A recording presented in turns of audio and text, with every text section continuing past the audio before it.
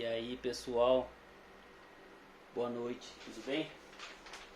Bom, vamos então tratar sobre o roteiro de estudos da semana 4, ou seja, desta semana, na qual as aulas do Centro de Mídia que estão sendo ministradas, elas estão tratando de retomada de conteúdos, tá? De conhecimentos.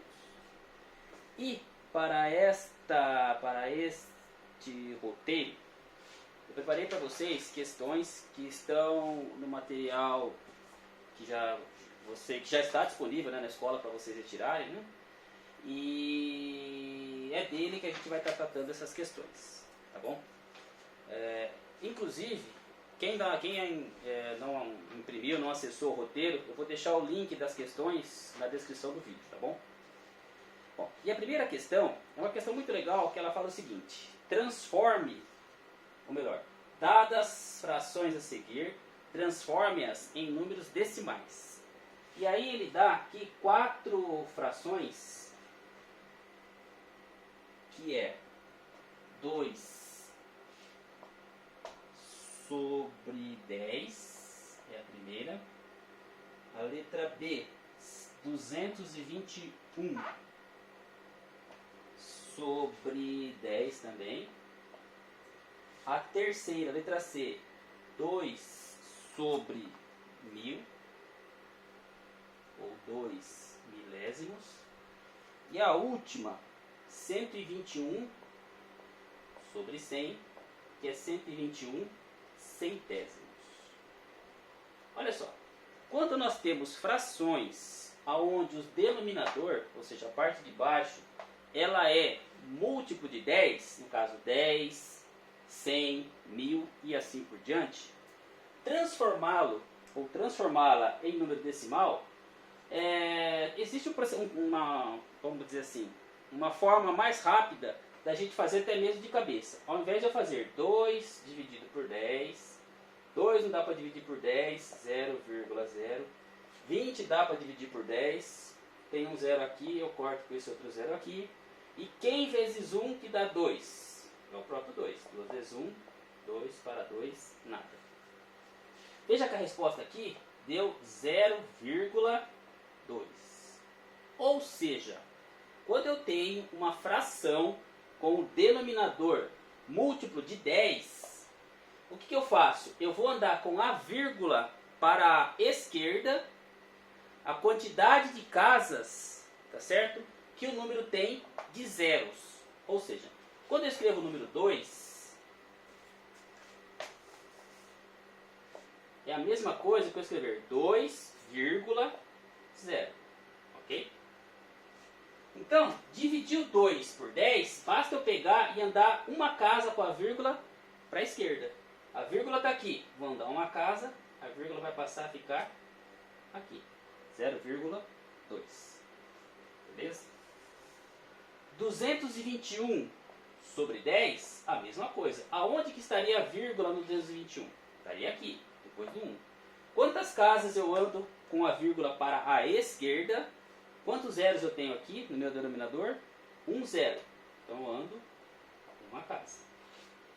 Aqui, quantos zeros eu tenho no meu denominador? 1, 2, 3. Quantas casas eu vou andar com a vírgula para a esquerda? 3 casas. A vírgula está aqui. Uma casa, 2 casas, 3 casas. Então isso vai ficar 0,002. Veja que a quantidade no número decimal, a quantidade de casas que eu tenho depois da vírgula é a mesma quantidade de zeros que eu tenho no meu denominador. 1, 2, 3. Quantas casas? 1, 2, 3. Quantas casas eu tenho depois da vírgula aqui? Uma só. Quantos zeros eu tenho aqui? Um só. Quantas casas eu tenho depois da vírgula aqui? Uma casa. Quantos zeros eu tenho aqui? 2 casas. Com isso, 121 é a mesma coisa. Só que aqui está dividido por 100, né? Quantas casas eu vou andar com a vírgula? 1, 2. Ou seja, a vírgula está aqui. 1, 2. Então, Veja que é bem mais simples do que a gente ficar pensando em fazer a divisão no processo aí manual, digitando. Beleza? Essa questão é bastante simples. Inclusive, vocês foram meus alunos de física ano passado. E uma das aulas de física que a gente tratou foi quando nós começamos a estudar notação científica. Isso foi lá no primeiro bimestre do ano passado. Que eu passei para vocês as potências de 10. Você lembra que eu peguei no centro da lousa e coloquei lá 10 elevado a 0, 10 elevado a 1, 10 elevado a 2, e do lado negativo também, 10 elevado a menos 1, 10 elevado a menos 2, e assim por diante. Esse caso entra justamente aqui, ó, na potência de base 10 com expoente negativo. Beleza? Bom, a segunda questão, ela pede para transformar, ela fala assim, dados os seguintes números decimais, transforme-os em frações irredutíveis. Veja, fração irredutível, como o próprio nome já diz, é algo que a gente não consegue mais reduzir. Então vamos pensar no primeiro número decimal, que é 0,8. 0,8, veja que eu andei quantas casas com a vírgula para a esquerda? Ué, uma casa só. Então, fazendo o processo contrário da questão que nós vimos anteriormente, 0,8 é a mesma coisa que 8 dividido por 10. Aí você pode falar, pô Paulo, mas como que eu vou lembrar ou saber disso? Bom, leia o que está escrito aqui, 0,8. Ah, tá bom, mas isso é 8 décimos. 8 décimos também posso escrever assim, 8 décimos. Tá? Ou então, para sair daqui e chegar aqui, veja quantas casas eu andei com a vírgula para a esquerda. Uma casa. Tá? Então, é um pouco de treino e começar a associar o que vocês viram aí na primeira questão. Bom, 8 sobre 10 dá 0,8? Dá. Só que ele quer a fração irredutível. 8, eu não consigo simplificar com 10? Consigo. Cadê uma caneta vermelha aqui? Se eu simplificar o 8 por 2, eu consigo também simplificar o 10 por 2? Também consigo. 8 por 2, 4. 10 dividido por 2, 5. Agora, 4 quintos, eu consigo simplificá-los? Não mais. Porque para simplificar, eu tenho que dividir em cima e embaixo pelo mesmo valor. E 4 eu não consigo. Dividir pelo mesmo valor que eu divido ao 5 e dê número inteiro. Beleza? Então, para a questão a letra A da questão número 2, a fração irredutível do 0,8 é 4 quintos. Para saber que isso está certo, 4 dividido por 5, 4 dá para dividir por 5? Não, 0,0. Quem fez 5 que dá 40? 8. 5 vezes 8, 40 para 40, nada. É o 0,8 que está aqui. Ok? Bom, temos aí então, todas as demais questões são seguindo o mesmo raciocínio, são da mesma forma. Aí a letra B, que na verdade está até errado lá, né? Ali está a letra A, C e D, não tem a letra B. Bom, a letra C, ela fala 31,2. Veja que eu também andei com essa vírgula uma casa. Se eu andei com essa vírgula uma casa, aqui seria 312 dividido por quem? Dividido por 10. Beleza? 312 é uma fração irredutível. Dividido por 10 é uma fração irredutível? Não, porque eu consigo simplificar. Ah, mas Paulo, como é que eu vou saber se eu vou dividir por 2, por 5, por 10? Ora, começa pelo começo, vai pelo menor. Dá para dividir por 2? Dá. Dá para dividir por 2? Dá. Então vamos começar por ele. 312 dividido por 2, metade de 312 vai dar 156. 10 dividido por 2 dá 5. E 156, eu consigo simplificar com 5? Não. Por quê? Eu só consigo dividir o 5 por 5. Por nenhum outro número que dê número exato. E 156 não dá para dividir por 5. Ah, como que eu sei que não dá para dividir por 5? Porque só são divisíveis por 5 números que terminam com 0 ou com 5. e 156 termina com 6. Portanto, esta é a fração irredutível desse número decimal. E a última, que é a letra D, é 5,032. Isso vai ser o quê? Quantas casas eu andei com a vírgula para tirar ela daqui e levar para lá? 1, 2, 3. Portanto, isso aqui é a mesma coisa que 5.032 dividido por 1 com quantos zeros? 3 casas. 1, 2, 3. Esta é uma fração irredutível? Não, porque eu consigo dividir por 2 aqui e consigo dividir por 2 aqui. Aqui eu vou ter um valor e aqui outro. Tá? E aí vocês vão fazer essas simplificações até encontrar um número na qual não seja possível dividir mais. Beleza? Bom, então esta é a questão número 2. A questão número 3 é uma questão bastante legal, porém bastante simples. Que ela fala o seguinte: o número, questão 3,141592654 reticências, que é um número decimal irracional, porque é um número que não tem quantidade de casas exatas. E para quem não lembra, isso aqui é o famoso π. Tá? Então ele fala o seguinte, ó, deixa eu ler exatamente o enunciado aqui. Terceira. Observe os seguintes números irracionais. Observe o seguinte número irracional, que é esse aqui. Esse número está entre. Então ele tem dois valores. E ele quer saber, esse número está entre qual deles? Estar entre significa estar ao meio. Vamos pensar na letra A, que não é a resposta. Ele fala 3,1405 e aqui reticências, né? Porque ele não termina. E 3,1406.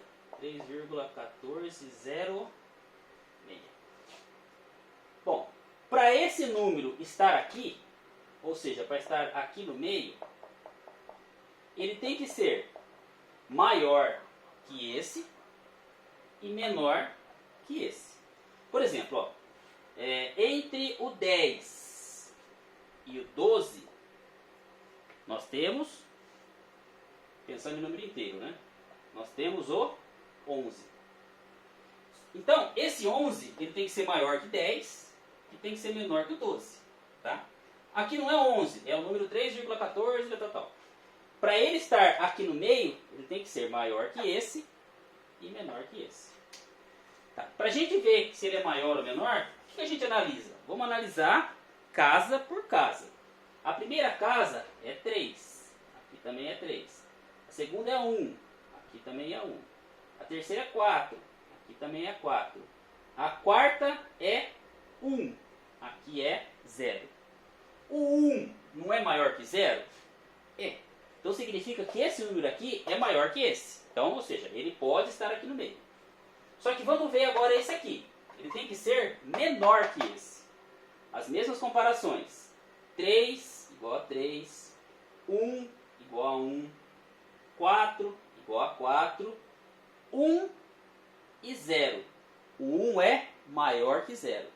Portanto, esse número aqui, ele é maior que esse, mas é maior que esse também. Então ele estaria aqui para frente e não aqui no meio. Tá certo? Então a letra A não é. Então essa mesma análise vocês vão fazer para as letras B, C, D e E. Comparar casa por casa. E o número tem que ser maior que o primeiro e menor que o segundo. Ok? Quarta questão. A quarta questão, ela fala assim: dada as dízimas periódicas a seguir, encontre a fração geratriz correspondente a cada uma delas. Questão, né, como essa, nós fizemos no roteiro anterior, tá?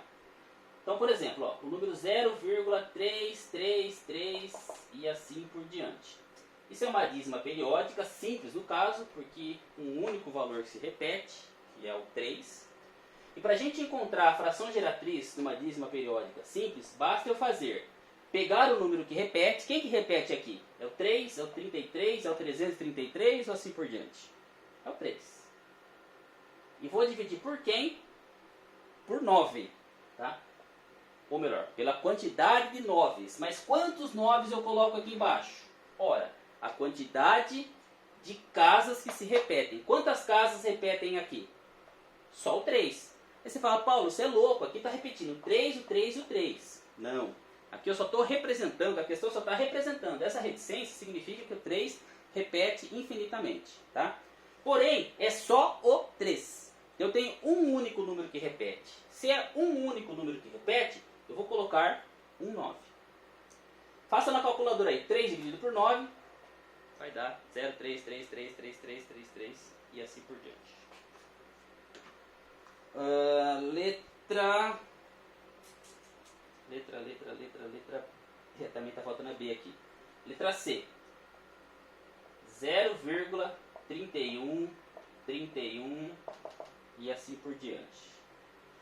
Tem mais um aqui. Veja só. Quem que repete aqui? O 3 e o 1? Não.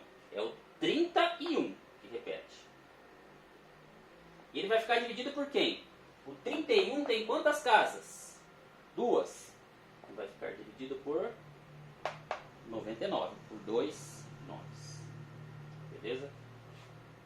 A letra D. A letra D ela é um pouco mais... não complicada, mas um pouco mais complexa. Porque essa regra de dividir por 9 só vale quando o valor que estiver antes da vírgula for 0. Tá? Agora aqui não é 0, aqui é o 1. Se aqui é o 1, tem que fazer aí, dar um jeitinho matemático nela. Vocês conseguem entender que 1,55555 assim por diante é a mesma coisa que o 1 mais o 0,555 e assim por diante? É, não é? 1 mais 0,555 é 1,555. Tá? Então, vamos deixar esse 1 de lado. Vamos pensar agora nessa dízima, 0,555 assim por diante. Assim eu já sei fazer. Antes da vírgula é o 0. Então, esse aqui vai ser o 5, que aqui repete, dividido por quem? O 5 tem quantas casas? Uma casa só. Então, vou dividir por quantos 9? Um 9 só. Só que isso é uma fração. Aqui tem uma soma de um número inteiro com uma fração. Então, vou apagar aqui em cima. Vou pegar esse 1 mais 5 nonos e colocar aqui em cima. Veja só. Eu estou falando de fração. Eu preciso transformar isso numa única fração. Número 1, qualquer número dividido por ele mesmo vai dar 1, certo? Beleza. Então, se qualquer número dividido por ele mesmo vai dar 1, 9 dividido por 9 também vai dar 1? Vai. Mas por que você fez 9 dividido por 9 e não colocou 8 dividido por 8, por exemplo? Por quê? Porque aqui eu estou somando esse número 1 com uma fração de denominador 9. E na soma de fração, quando eu tenho denominadores iguais, eu conservo o denominador e somo os numeradores. 9 mais 5, 14. Se eu colocar 8 sobre 8, estaria errado? Não. Só que aí depois eu tenho que fazer que o MMC entre 8 e 9, divide pelo de baixo, multiplica pelo de cima, dá mais trabalho. Sendo que se eu fizer 9 por 9, a resposta sai direto. Ok? Esta é a questão 4. E a questão 5, ela fala o seguinte: identifique como racional ou irracional cada um dos números a seguir. Então ele nos dá 3 números. O primeiro é a raiz quadrada de 30. A segunda, a raiz quadrada de 36.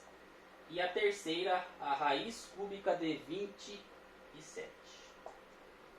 Pessoal, para ser número racional e para ser número irracional, basta ter ou não a raiz. Então, por exemplo, se existir a raiz quadrada de 30 e for um número exato, a raiz quadrada de 30 é um número racional. Se não existir, logo vai ser um número irracional. Raiz quadrada de 30. Aqui, como na minha raiz não está marcado o valor, implicitamente eu sei que aqui é como se tivesse o 2, de raiz quadrada. Então, para calcular a raiz quadrada, eu preciso de um número que multiplicado por ele mesmo dê 30. Vamos pensar. 1 vezes 1 é 1. 2 vezes 2 é 4. 3 vezes 3, 9. 4 vezes 4, 16. 5 vezes 5, 25. E 6 vezes 6, 36. Tá? Então, não existe um número inteiro que multiplicado por ele mesmo dá 30. Tá? Se não existe esse número, eu posso afirmar com toda certeza que a raiz quadrada de 30 é um número irracional.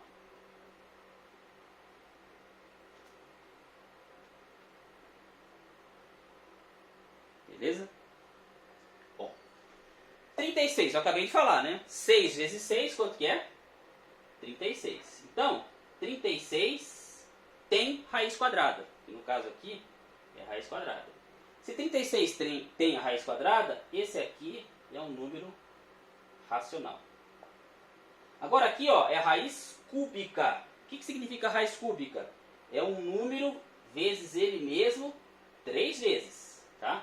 Esse cúbico significa, vou multiplicar 3 vezes. A raiz quadrada significa que eu vou multiplicar um número por ele mesmo 2 vezes. Agora, quem vezes ele 3 vezes que vai dar 27? Vamos pensar no 1. 1 vezes 1 vezes 1. 1 vezes 1, 1. 1 vezes 1, 1. Vamos pensar no 2. 2 vezes 2, 4. 4 vezes 2, 8. Vamos pensar no 3. 3 vezes 3, 9. 3 vezes 9, 27. Bingo. Então, a raiz cúbica de 27 é igual a 3. Se existe a raiz, nesse caso, cúbica desse valor, eu posso afirmar com toda certeza que a raiz cúbica de 27 também é um número racional.